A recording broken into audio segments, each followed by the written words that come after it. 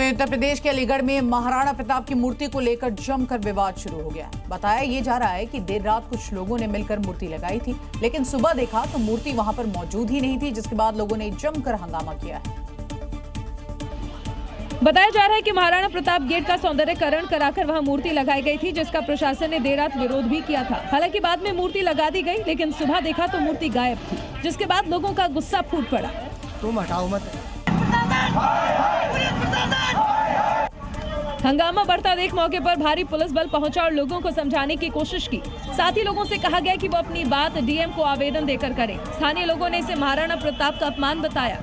महाराणा प्रताप जी की मूर्ति लगाई थी, इस वजह से इन्होंने मूर्ति तोड़ दी है हमारी, और ना हमें कोई सूचना दी, ना कोई हमें जानकारी है इस चीज की। जब हम सुबह आए तो देखा तो यहाँ गर्मा गर्मी का माहौल है। एहतियातन मौके पर पुलिस बल की तैनाती कर दी है ताकि हालात ना बिगड़े, क्योंकि ये मामला अब शांत होता नजर नहीं आ रहा है। उत्तराखंड के उधम सिंह नगर में पुलिस ने गौ तस्करी के एक बड़े नेटवर्क का भंडाफोड़ किया है और चौंकाने वाली बात यह है कि ये गिरोह जंगलों से गाय पकड़कर रात के अंधेरे में गौकशी करता था और उसके बाद कबाब दुकानों तक सप्लाई करता था। वहीं पुलिस को जैसे ही इस मामले में खबर मिली, तुरंत ही एक्शन लेते हुए पुलिस ने 7 आरोपी को गिरफ्तार कर लिया। पुलिस ने इन आरोपियों के पास से 160 किलोग्राम गौमांस भी बरामद किया। तो वहीं पुलिस ने कबाब दुकान से जुड़े आरोपी दानिश को गिरफ्तार किया है, जो गौमांस खरीदने और सप्लाई चेन से जुड़ा हुआ था। पूछताछ में बड़ा खुलासा हुआ कि गिरोह के अलग अलग लोग अलग अलग भूमिका निभाते थे। कोई जंगल से गाय पकड़ता था, कोई गोकशी करता था और कोई सप्लाई का काम यहां पर संभाल रहा था।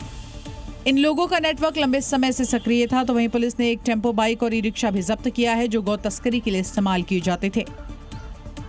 फिलहाल पुलिस पूरे नेटवर्क की गहन जांच कर रही है और ये पता लगा रही है कि इस गिरोह में और कौन कौन से लोग जुड़े हुए हैं और सप्लाई का ये दायरा कितना बड़ा था। और अब बात करते हैं जबलपुर की, जहां के हादसे ने एक बार फिर से सिस्टम की लापरवाही, सुरक्षा नियमों की अनदेखी और देखिए तमाम बातों को लेकर कई सवाल खड़े कर दिए हैं। प्रशासन की तरफ से दी गई जानकारी के मुताबिक क्रूज पर 43 लोग सवार थे और इनमें से 28 लोगों को अब बचा लिया गया है।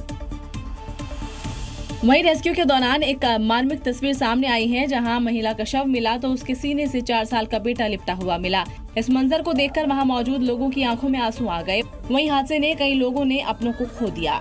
मेरे mother in law father in law थे और मेरी वाइफ, मेरी बेटी थी। बेटी में और फादर इन लॉ तो हम जैकेट पहन रखी थी तो वेव से बहकर आ गए साइड में। फिर गाँव के कुछ लोगों ने हमें बचाया रस्सी लेकर। इस हादसे से पहले का वीडियो भी सामने आया है, जहां लोग क्रूज पर मस्ती करते दिख रहे हैं, लेकिन इस दौरान किसी ने भी लाइफ जैकेट नहीं पहनी हुई है। इस हादसे के बाद रेस्क्यू ऑपरेशन के दौरान मंत्री भी घंटों तक मौजूद रहे। नहीं, ऐसी तो कोई बात पहले सामने नहीं आई कि ऐसा कोई दिक्कत थी। ये जो क्रूज था वो कैटामोरन टेक्नोलॉजी से बना हुआ था, तो मतलब ये ऐसा क्रूज था जो मतलब लोग कहते कि डूब नहीं सकता। अब किस कारण से ये घटना हुई है, ये जांच का विषय है। ऐसे हादसों से हमें सबक लेने की जरूरत है, वरना जांच के बाद फाइलें ऐसे ही बंद कर दी जाती है।